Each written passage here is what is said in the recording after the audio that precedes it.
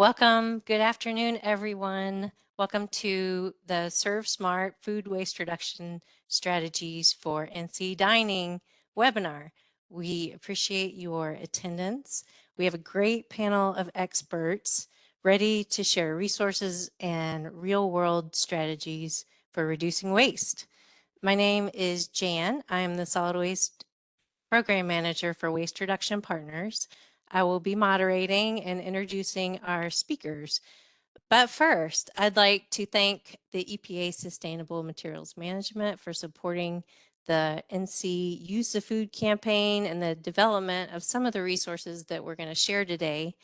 And I'd also like to explain the framework of the webinar so that you know what to expect. We're gonna go for 75 minutes and we're gonna have Q&A.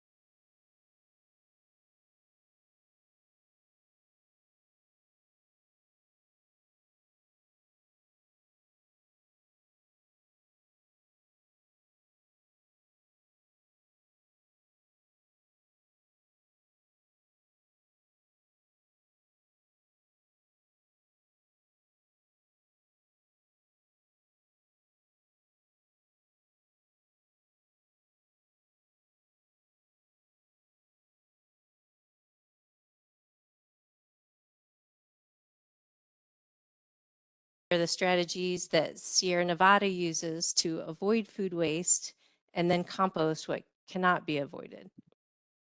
Next, Melissa McKnight, who is representing both the Food Connection as the board chair and also representing the Omni Grove Park Inn in Asheville as the executive chef there. And Melissa's going to discuss both the Omni Grove Park's efforts to donate prepared food and the work that Food Connections does to get that surplus food to people in need. And then we have Carrie Walk with the North Carolina Museum of Natural Science in Raleigh, and she's the head of public science events. And Carrie's going to explain the museum's efforts to compost food scraps and share strategies that they use at their zero waste events. So now it is my pleasure to introduce my colleague, Christine Whitmire. Christine, I will share with you as she's pulling up her presentation, is the organics recycling specialist with DEQ within the non-regulatory division of environmental assistance and customer service. She received her Bachelor of Science in the Environmental Science program from Auburn University and has worked in waste reduction and recycling for 10 years. Christine has a wealth of information and provides technical assistance across the entire state. So Christine, I will turn it over to you. Thank you, Jan, and I'm so excited to kick off this webinar, like Jan mentioned, with a brief introduction of some resources from DEECS within the Department of Environmental Quality. And before I get into the resources section, I do just want to give a brief overview of our division. And so again, as Jan mentioned, we are both with the Division of Environmental Assistance and Customer Service, also known as DEECS, and there are multiple branches, including environmental assistance, recycling and materials management, waste reduction partners, and we also manage the regional offices across the state. And I'm with the recycling and materials management section, and then Jan is with waste reduction partners, and we work closely together within DEECS. And just briefly a little more about Waste Reduction Partners. They provide North Carolina businesses and institutions with waste and energy reduction assessments and technical assistance to help meet environmental, energy, and carbon management goals that save money. And WRP team utilizes volunteer engineers, architects, and scientists for these assessments, and they can help examine opportunities, research various outlets and providers, and also share best practices. So please visit wastereductionpartners.org if you want to learn more. And next, a little bit more about my section. I'm within the Recycling and Materials Management section, also known as RAMS, and we help promote a circular economy by providing technical assistance to recycling businesses and local governments, grant opportunities that expand recycling infrastructure, and we also offer a variety of outreach programs. And we provide free outreach materials that can be customized through our graphic designer for all North Carolina governments. And this includes signage, social media posts, handouts, stickers, and magnets. And so we help have promote one message across the state to recycle right from mountains to sea. And we also manage the Recycling Markets Directory, and this is a tool that connects businesses looking to recycle materials with processors. And so it has a variety of materials listed that you can search for, including food waste and other organics. And then another program that we manage is the North Carolina Green Travel Initiative, and this aims to foster sustainable travel practices across North Carolina, and it can be a great resource for both businesses and consumers. And the program recognizes hotels, restaurants, parks, attractions, and other travel-oriented businesses that demonstrate excellent environmental stewardship.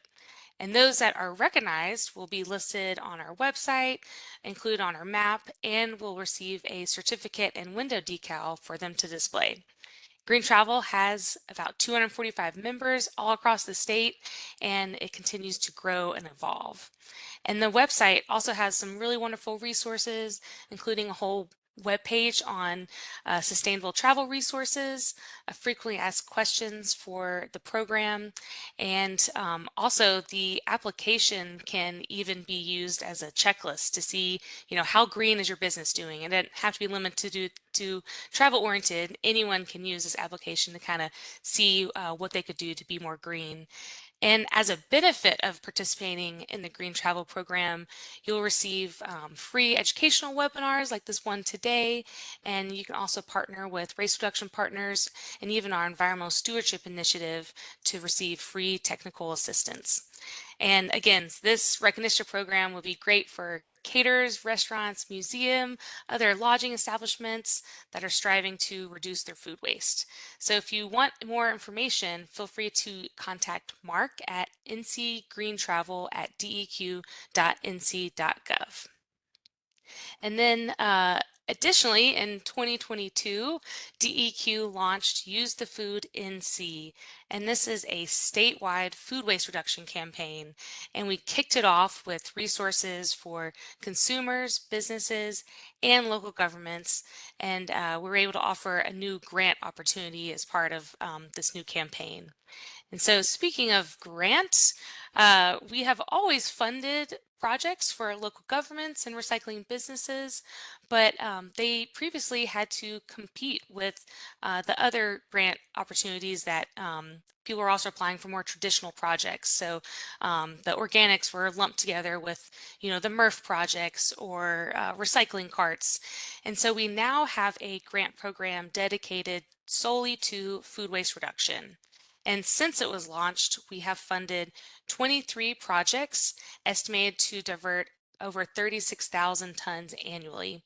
And this grant is the only opportunity where nonprofits can apply. All the other grant opportunities, you either have to be a local government or recycling business, but this opportunity, nonprofits can apply, and the next round should be open in September. And to dive more deeper into the Use the Food resources, we first just want to highlight the food donation and resource map. And this is a map that shows all the food scrap drop-offs, food banks, haulers, and compost sites all across the state. And the map not only shows the permanent compost facilities, but it also shows the exempted community compost sites as well. And so we do have another map of just permitted compost facilities, but this one also shows those that are exempt and but still process material. And we also have a one-page document that describes the impacts and causes of food waste and also provides helpful tips. We can customize our compost signage for you. We have a storage guide that informs consumers on how to properly store fruits and vegetables to help prevent the waste from happening in the first place. Social media toolkits can be shared, and we have two that are on just general reduction tips as well as proper food storage. And then finally, I do want to highlight an external resource that we have on our site. So not only do we want to promote our resources that we create, there's links to all kinds of helpful websites, but one that is been added most recently is the standard operating procedures for prepared food for both food donors and food recovery organizations. And this was developed by the North Carolina Local Food Council, and they have a food waste reduction working group that spearheaded this initiative. And so again, there are two standard operating procedures on our food donation webpage on Use the Food, and they're developed by the North Carolina Local Food Council in partnership with Safe Plates. Safe Plates is an initiative through Cooperative Extension where they work to promote food safety across the state. And I will put some links to these resources in the chat after I get done. And so finally, I wanted to share one really amazing resource that is brand new. It was published just yesterday on our website and is now live. So please check out our business page under the resources tab. And this is where you can find the new self-assessment guide for North Carolina businesses. And the guide provides resources and general food waste reduction strategies for restaurants, caterers, dining halls, food manufacturers, and grocery stores. And the guide has a helpful checklist that you can use to evaluate your program, and they're split up depending on which category of or stakeholder you fall within. And we also highlighted some success stories and also have information on donation networks and feeding food scraps to animals, also known as garbage feeding. So please go on our website and check it out, usethefood.nc.gov. And speaking of donation networks, I do want to acknowledge that we also have an incredible network of food banks across North Carolina that recover edible food to feed hungry people. But this webinar will focus more on the perspective of the food donor and how they manage already prepared food. So with that, I do have my contact information if you'd like to connect after the webinar, but I will be at the end for Q&A. So with that, I'll hand it back to you, Jan. Thanks. Great. Thank you, Christine. That was excellent. So next we have Jessie Massey, and as Jessie is pulling up her presentation, I'll tell you all about Jessie. She is the executive chef, as I mentioned, of the tap room at Sierra Nevada. She's also a native of West Asheville and enjoys cooking Appalachian fare. She has a passion for locally sourced ingredients and enjoys cooking with beer. And everyone should visit Sierra Nevada and Mills River. It's a great place. They are champions of sustainability and very supportive of our community. So please welcome Jessie. Hello, thanks for having me. I wanted to start by just talking about organization. A lot of my slides are going to be talking about process and organization because that's how we really kind of manage prevention of waste instead of like really figuring out what to do with it afterwards. It's something we've worked on a lot over the past 6 years and have really honed in our practices. So we really start, one moment. We start with our reduction plan from the start. To create an environment where product utilization is discussed from day one, we treat ingredients with respect and care. We consider how we're going to use the product from start to finish. If an item creates waste as part of the recipe, we go ahead and formulate a plan to utilize the waste if we can. If you cook a lot, examples are scrapped ends of onions, celery, and carrots to be used in stock, using your heirloom tomato ends to make tomato water or tomato sauce. Really thinking about how you can use beef scraps and strawberries and things like that that are a byproduct of another recipe in another way. So that's one thing to begin, is really reducing that waste from the very beginning. You also really need to have a contingency plan if things go awry. We have had, over the past few years, as y'all all know, we've had a lot of things happen in this area that have caused some closure of business during times such as the pandemic, the ice storms a couple of years ago. So just already knowing a plan in place to utilize some products in case you can't sell them in the restaurant, or you can't utilize them or freeze them or whatever you need to do. We've actually partnered, and I know they're going to talk about Food Connection later on, but we've partnered with Food Connection and the Manna Food Bank to get food to tables that otherwise would have been trash. So just really thinking about your processes and what you need to do if something goes wrong. We also really think about the purpose in all of our processes to help eliminate waste on the front end as well. We really went down a path of organization, as I said earlier.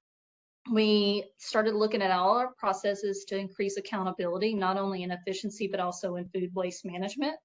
We started working with more purpose to eliminate waste by writing recipes. We thought about the product, what equipment we're using, what pans to store items in.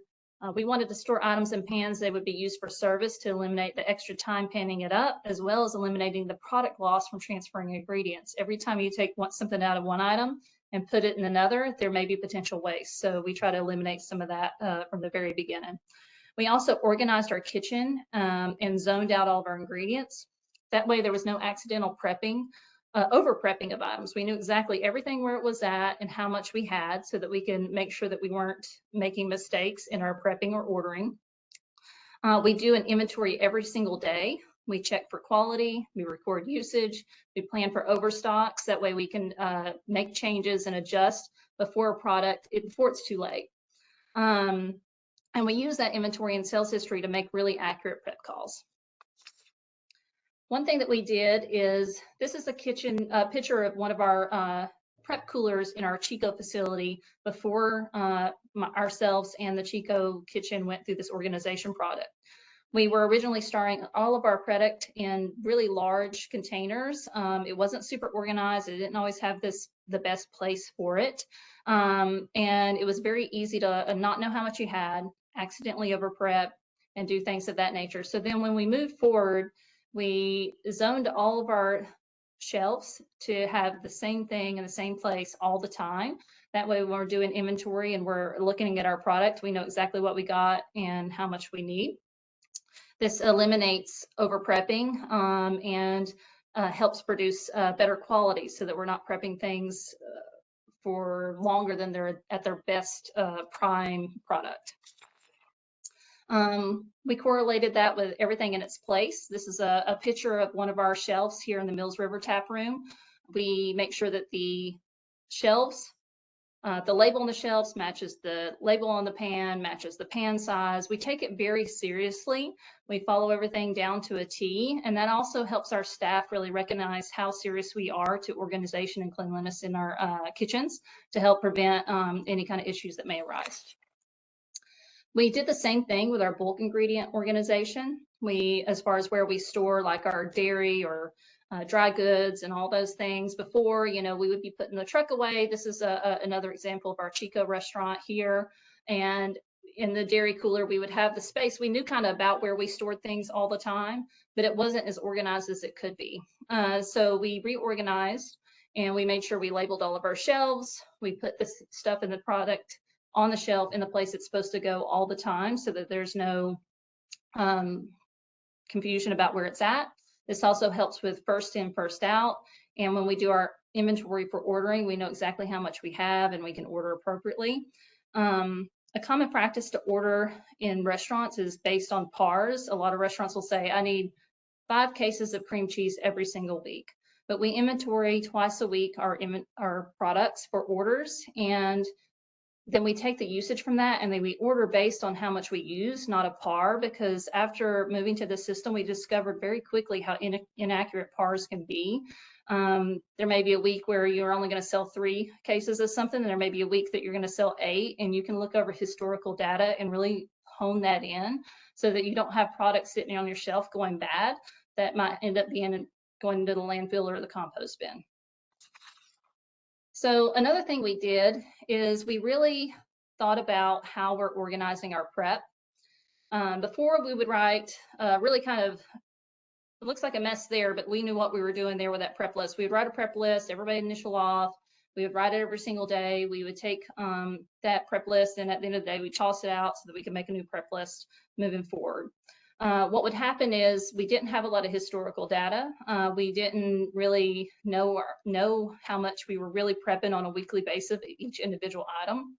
So now we have a system in place where we track our inventory. We keep a couple weeks worth of data on our clipboard, and then we write our prep list for all of our cooks.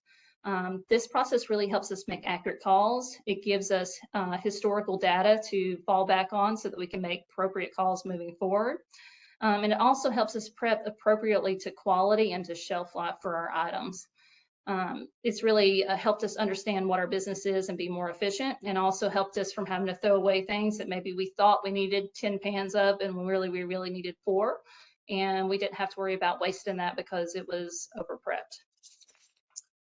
This is going to be a little bit more technical. This is what we call our master walkthrough. It's our inventory prep sheet, or our prep inventory sheet. This is one line of it. It has about 120 ingredients that we count every single morning, and it looks exactly like this. So we go through and we count the items based on the pan that they're supposed to be panned up in. So today, on Tuesday, we would have 1 pan of estate herbs. That's what we counted in the cooler. And then we see what we counted yesterday and how much we prepped the day before. So yesterday we had 5 pans, and we called for it to be prepped 3 times. Well, a recipe yields 1 pan. We know that we built to 8 pans of this yesterday. So when we came into 1 today, we know that we used 7 yesterday.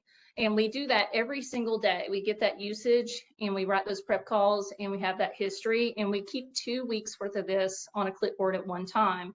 That way, when I'm looking at today and I say, okay, a 1-day shelf life for estate herbs, we went through 7 yesterday. It's Tuesday. It's a normal amount of sales, about the same as a Monday. I would go ahead and say, I'm going to call 7 times of that recipe today so that we're not running out, and then also that we're not having too much for the quality.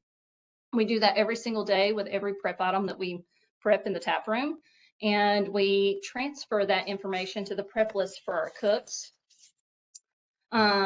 One thing that we've done just recently is we have a line on all of our prep lists that tells the employee whether they need to wrap something with plastic wrap or not. We purchased lids for all of our 6 pans, 9 pans, half pans. All the pans have lids. So there's some items that the quality is perfectly okay to just have a lid on in the prep cooler, and then some items need to be wrapped to keep them fresh or keep them from drying out. So now, instead of wasting wrap on every single pan that we put into the cooler, our employees know which pans to wrap and not wrap. We make sure the employees know what line ready vessel it goes in, again, to help eliminate the waste from scraping from a big 22 quart into a pan. It's already in the pan they need for the line. They know exactly how much the recipe should yield. And then we tell them how much to prep. So on this particular day, we'd say prep 2 times the smoked cheddar crumble. And then when the employee completes the prep, they sign it off. And if they get anything different than what the yield is supposed to be, they write that in the adjustment column. That gives us 2 different things that we can use to make corrections with. If an employee is constantly getting a different yield, we might realize that maybe they're cutting too much of the product off. They're wasting when they're not scraping out the bottom of the mayonnaise pan. And those are some things that we can dive into to really see if there's a waste issue, or if there's an issue with the process, or maybe there's an issue with the recipe. That just helps us really know our business and figure out how to adjust. And then we take those numbers and we make sure we translate that back to the master walkthrough, so that tomorrow when we do our prep inventory, we know exactly how much items we yielded from the previous day so that we can get accurate counts. We continue down that path with consistency with our recipes and our plating guides. We make sure that everything in our kitchen has a recipe, a plating guide. The employees know what portioning tools to use, how to plate it up. This provides consistency for our guests and guest satisfaction. It also helps us make sure that when we're doing line checks, that the employees have the proper scoops and different things of that nature. It doesn't really much prevent stuff going into the landfill, but it also helps boost our food usage as far as what should be going on the plate for each guest. And it helps create that satisfaction of a consistent feel every time the guests come in house. For me, training is very important. I take it very seriously. It really helps to start on a solid foundation. So some of the trainings that are necessary to help prevent waste for our team are included here. We do a FIFO and receiving training for all employees when they first start. It lets them know how to put up a truck, rotate product. This helps eliminate unnecessary spoilage and bulk preparation. They also know how to observe if a product is already coming in the door out of quality, so we can alert our vendors to that. So it's very important our employees who are helping us receive shipments know what to look for and how to put it away. Another thing that's huge for training to prevent waste is knife skills. If an employee doesn't understand how to cut an onion to get the best yield out of it, then we're going to have unnecessary waste because of the way they're cutting and preparing that product. Third is food safety. Obviously, we want to have a very health and safe kitchen, but also we have to understand that when an employee, when we're doing a line check and we temp something and maybe it's not to the proper temp in accordance, to keep our guests safe, we realize that we don't know how long it's been out of that temp, so we have to throw it away. We want to prevent that. So we make sure that we are looking at the food safety and keeping our product from going out based on spoilage. And then kitchen organization, making sure our employees know why we do what we do, and then really educating our employees on their zero waste program and how we compost and manage our recycling. What else do we do to maintain accurate usage? I'm going to speed up a little bit because I'm running late on time. So we make sure we prep the right amount, just like I talked about before, eliminate resources and waste based on over prepping. We make sure we scrape our pans to eliminate unnecessary waste there. We keep waste logs so that we don't make the same mistake again. So if we do have to throw something away, we write it down, we record it, we put it in our inventory so that next week when we're making that prep call or that order, we don't over order or prep again based on previous what we thought we had. We always inspect what we expect. One of the biggest learnings I've had over the past 5 years is really know your business, and how you know your business is to keep track of your business.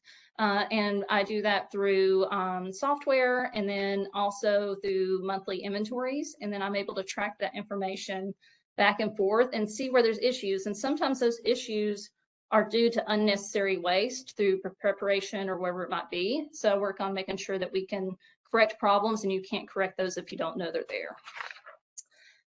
So lastly, we have really worked on our waste diversion. We're at 99.7%. We do that through compost, through managing our inventory, through recycling, and it's a really exciting program that we do here at Sierra Nevada, and we are Platinum Zero Waste certified by True. And that is pretty much all I have for you guys. I appreciate it. Jessie, thank you so much. That was incredible information about ordering, how you do the inventory, your photos of the prep sheets and plating guides, and what you shared about how you do your training. Thank you so much. That was fantastic. Next, I'm going to introduce Melissa McKnight. And Melissa is the banquet chef at the Omni Grove Park Inn, and she's also the board chair at Food Connection. Melissa has a bachelor's in culinary arts from Paul Smith College. She's an avid artist and outdoor enthusiast. And I can't help but mention that the Omni Grove Park is a really beautiful place to stay. It's a historic Asheville resort with amazing restaurants. And I also want to just do a special shout out to the organization that Melissa works with on the board, Food Connection. She's going to tell you a little bit more about Food Connection, but they rescue surplus food and redistribute it into our communities, and they just do an incredible job and have impressive results. So, Melissa, I will turn it over to you to begin whenever you are ready. Thanks, Jan. Good afternoon, everyone. Really excited to be here and share some details about some different things that we do at the Grove Park as well as Food Connection. So just a few facts about as far as food saving or food rescuing, as we like to call it at Food Connection. The Bill Emerson Good Samaritan Act of 1996, it provides limited liability protection for people who make good faith donations to nonprofit organizations. So good faith is considered, apparently wholesome food. So anything that is still reusable that we can donate to people in need. And then under that current act from 1996, a person is considered to be an individual, corporation, partnership, organization, association, or government entity. So under that act, as an individual, you could not donate your personal food from your house to an individual on the street. I mean, you could, but you would not be protected by that limited liability of the act. So in 2022, the Food Donation Improvement Act of 2022 was voted on in the Senate, and it boosts the liability protection for those that donate food directly to people in need. So you could take the food from your house and donate it to anyone that you may know or families with food insecurities. In case you weren't aware, North Carolina ranks 9th in the country for food insecurity, and only 3.4% of surplus food is donated. So pretty significant numbers there. Just a little bit about Omni Grove Park Inn and our partnership with Food Connection. We partnered with the Food Connection in 2017. And in that time, over those years, we've donated 47,433 meals, and we've diverted 24 tons of food from the landfill. So just to give you a little background of how our food flows through, it says restaurant here, but really in banquets, it's completely different than a restaurant, but just for the purpose of this slide, how it flows from the banquet kitchen into the donation of Food Connection. So fresh food is prepared here at the Grove Park by my team in the banquet kitchen, and then it's given to the guest. Any of that food that is left or extra as it comes back from a banquet function, either because the guest count was off or perhaps our predictions of what the guests would eat, chicken versus steak versus the vegan dish that day. We bring that back to the kitchen and we sort through it and we see which items we can reuse here on property at the Grove Park Inn for alternate purposes. So I just gave the example of the chicken from today's lunch that came back. It was fully cooked, but we can take that chicken, cool it down properly, and then reuse it for a chicken salad sandwich or a chicken wrap.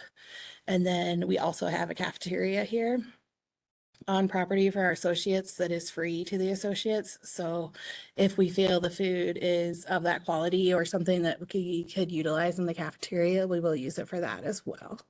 I would say 90% of the desserts that come back go right to the employee cafeteria. And then anything above and beyond that is extra prepared fresh food, the Omni Grove Park Inn takes it, repackages it, well, cools it down if it's hot, repackages it into large foil pans, labels it, and connects with Food Connection for them to pick up and secure. From there, Food Connection takes that fresh prepared food and they repackage it into individual meals that they hand out, or they deliver the full pans directly to our agency partners. If you don't know much about Food Connection, it has been established since it was established in 2014. And in that time, 674,916 meals have been served, and they've rescued or diverted from the landfill 292 tons. Again, some incredible numbers. And just a little information about our first quarter at the Food Connection this year. It gives you a little graph and a pie chart of the food that's rescued via Food Connection. Ridgecrest out in Black Mountain continues to be the largest institutional food donor, with almost 10,000 pounds of food donated in the first quarter. You can see year over year the food that Food Connection has rescued. Obviously, we know in 2022, we were still recovering from the pandemic, but you can see even from 2023 to 2024, a significant increase in food rescued. Omni Grove Park Inn is one of the largest restaurants that donates food, and we did about 4,000 pounds of food donated in the first quarter of 2024. I've also got some information there as far as we separate them and we track all the food through Food Connection. It's very complex and very detailed. Lathan and the program managers of Food Connection handle all that, and they could speak better on it, but I do have some information here.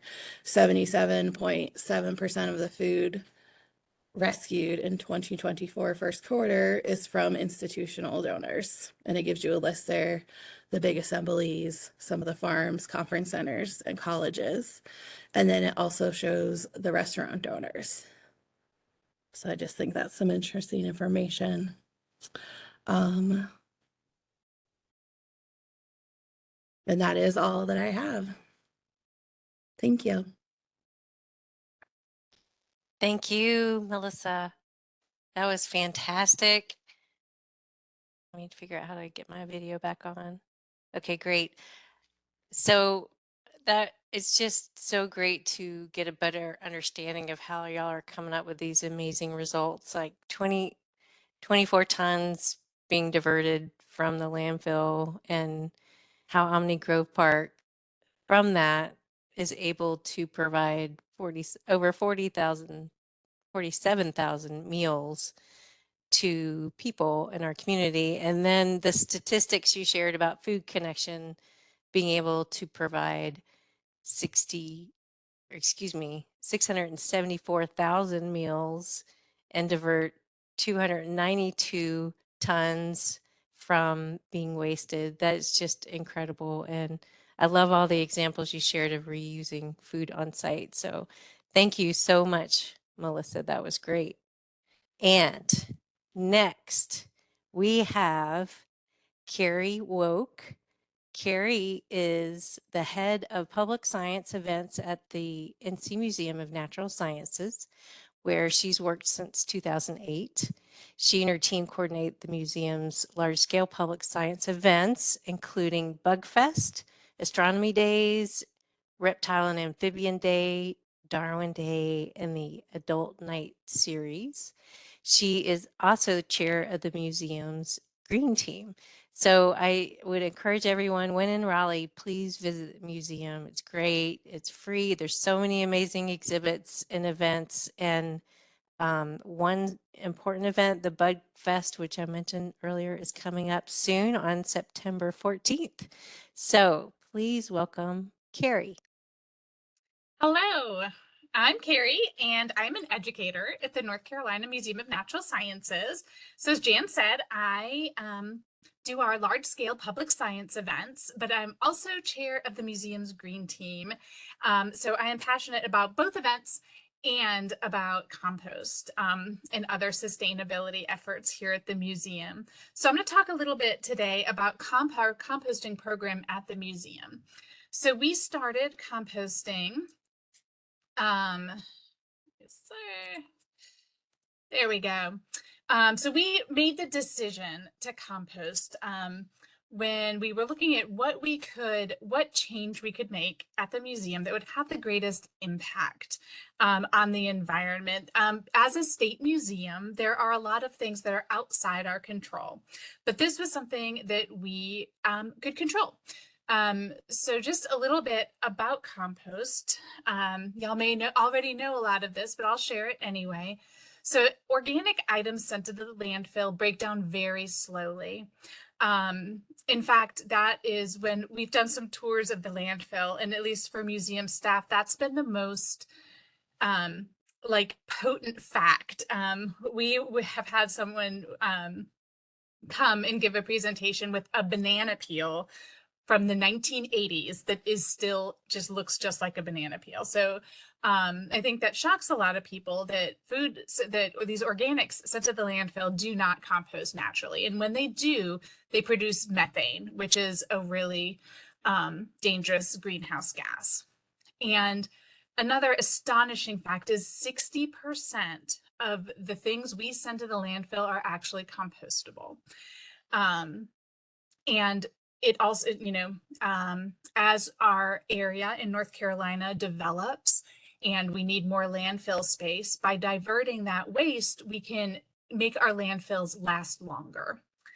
And so creating 1 ton of compost is equivalent to removing 19 cars from the road for 2 weeks. So it's a really effective project. And of course, it also, it also reduces, compost can be it's a usable product. We use it in the gardens. We have a native plant garden, our Rachel Carson garden here at the museum. We get our compost back for our garden. So it's just all around a wonderful decision. So, what do we do here at the museum? So we are a downtown museum. We do not have the facility to compost ourselves. So we work with a commercial composter to collect our compost waste and take it to an area where it's compost. So this is an expensive project. So it is funded by our Friends of the Museum. That's our associated nonprofit. And we fund this project by asking visitors to round up their purchases in the museum store. So that's a very effective way to fund this project. So when we first started, when we were talking to Compost Now, which is who we work with, they were saying that the most effective thing to compost is the kitchen waste. And so that's how we started. We started back in the kitchens, and of course we're still doing that today.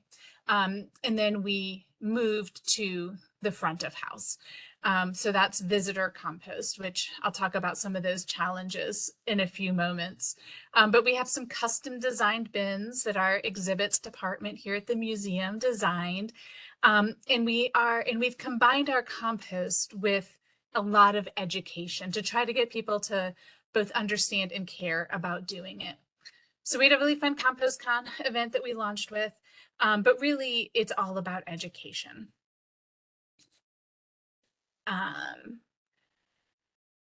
I'm so sorry, like my advancer isn't working. Okay, so here's our compost bin, what it looks like in the cafe. And I think it's very beautiful. And I hope you think it's beautiful. Unfortunately, one of the things we have found is it doesn't work very well. If you'll see all those signs that say look up, it's because literally nobody looks up to look at our beautiful display. They all look in the hole. So that is a really big challenge, unfortunately. So I'll talk a little bit about that in a second, but this is one of the educational signs we have up in the cafe. So we are saying that composting is equivalent to conservation, and we use a charismatic animal like a sea turtle that is adversely affected by climate change to help people understand that what they do here in our cafe in the museum can affect these animals out in the wild. Here are our bins out in our loading dock. We're lucky we have kind of open air loading docks, and we have a couple pickups per week so they don't get too stinky or too gross. And so these are our current stats about our compost program. So this is one that we just got recently, June 1st. So since we started, we started in 2017, 2018. We've diverted 85,000 pounds of waste, created 21,000 pounds of compost, etc. So it's a very exciting and effective program. So I'll talk right now just a little bit, even though, it's really exciting that we're doing this. There are a lot of hardships that go along with this. In fact, just today I had lunch in the cafe, and they were really busy, so it took a long time for my food, and I just sat there by the compost bins and helped visitors make the right choices. So in our cafes, the one way towards success is that most things are compostable. Unfortunately, not every single thing is. So that is therein lies the challenge. There's a few things like little plastic bags for cookies and saran wrap that have to go into the landfill. And then they do have a couple cans and stuff like that for recycling, which is fairly minimal. But one of the biggest challenges we have is having people understand what is and what isn't compostable, and having them put the things in the correct bin. And in fact, I would love to say that, oh, we figured it out, but we have not figured that out. And so one of the biggest things is we have the compostable plastic cups that are made from corn, and everybody wants to put them in the recycle bin instead of the compost bin. So that's challenging. And I just have to say that in our cafe, we do have reusable plates and bowls and things like that. And I pulled one out of the compost bin today and stopped 2 people from putting them in the compost bin today. So it's not even just compost, it's like they're literally throwing their dishes away. So that's, that these challenges persist, unfortunately. But we do try to work with education and just like refining our signage to be more and more effective. I'm going to speak for just a moment on our events. As I said, that's one of my passions. So BugFest is our museum's largest event. We get about 30,000 people in just one day to this event celebrating all things arthropod. And this is a zero waste event. And in this photo, you can see we have set up a waste station. So we just had we've been doing this for a few years, but we just kind of had these specially designed stations starting last year. And you can see there's a compost bin with the lid open because almost everything that people are walking up to this waste station with is compostable. Then we have a closed landfill can and a closed recycling bin. And the folks dressed up in the banana outfits are our volunteers that are staffing that station and helping the visitors make the right choice. So in addition, so we have outside food vendors who participate in BugFest, who pay to participate with us. And so they pay a vendor fee, but then we also give them a refund. There's a refundable $300 green fee that if everything is great, we will give them their check back or tear it up. But if they violate our zero waste policies, we will deposit that check. And so for the first time, we had somebody violate the policies last year, and they had bought all the compostable products, their staff just didn't use them. And so we were finding all this stuff coming to the waste stations. And so, we did deposit that check, and they were very philosophical about it and didn't argue. So that was good. But we do have these green guidelines that we share with our vendors. Like, we do not allow bottled water. They can hand out canned water or boxed water, or not hand out, they can sell. But we also have water stations throughout the entire footprint of the event, where they have the little paper cone cups that are compostable. So people can, we don't want anybody passing out. It's often hot. BugFest is in September. So we do provide water to eliminate the need to sell plastic disposable bottles. And then, we encourage everybody to bring their own reusable water bottles. We have bottle refilling stations on every floor in the museum. Other than our food vendors and our waste stations outside, we have about 1,500 volunteers at Bugfest who we feed them lunch, we feed them dinner, and we give them snacks throughout the day. And so we have made this a near zero waste operation. In our volunteer hospitality areas, we only have compost bins and recycle bins. And so all landfill bins are hidden. And so the volunteers were putting out chips and things like that, can put the chip bags in the landfill bins, but everything that the volunteers have access to on the food tables or in the lunchroom is totally compostable or recyclable. So that's another important way that we have eliminated waste from our big events. And so my final thought is that education is key. So visitors, for the most part, do not understand compost, and nor do they understand that the products that they're using are compostable products. And often, and people also don't understand the difference between commercial compost and what they can do in their backyard. Obviously, commercial compost, you can compost a lot more safely than you can do in your backyard. Our visitors do not look up at our display. They look down into the holes. But they typically do want to do the right thing. So I sat there in the cafe for 30 minutes today, and I didn't have one person get mad at me when I was like, oh, here, let me help you with your trash.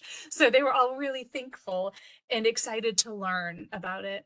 And I think that that's like kind of the most important message that I want to that's a takeaway is that the more we all compost, the more we all do post-consumer compost, the more people are going to start to understand the process and buy into it, and the easier all of our jobs are going to be with the contamination. So that is it for me. Carrie, so much for your presentation. It was fantastic. And on behalf of all of us, I want to say thank you, especially for the work you're doing to educate people about compost.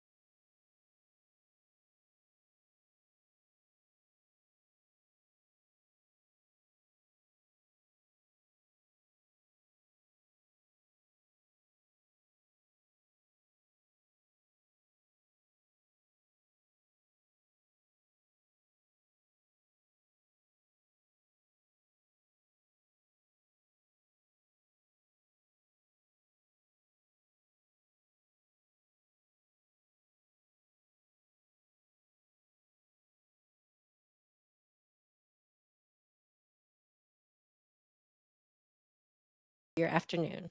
And thank you. you.